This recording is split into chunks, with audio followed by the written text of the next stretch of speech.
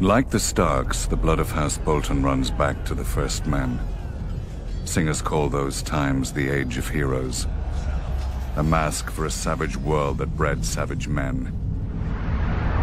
The Lannisters swindled their enemies, the Storm Kings hammered them, and the Starks cut off their heads.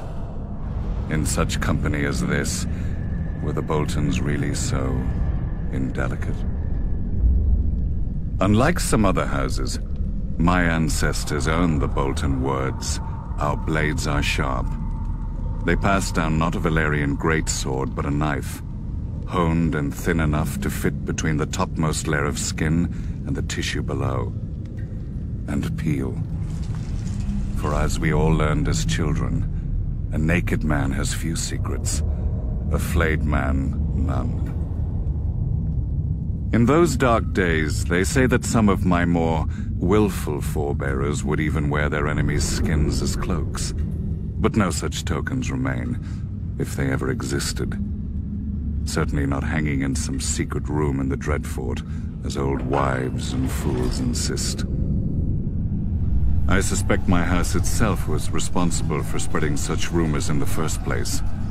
Few weapons are as effective as terror, and this was an age of war.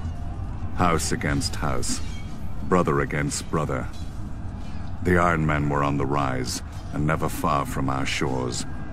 We must have seemed ripe for the taking, too busy fighting each other to deal with the raiders as they deserved.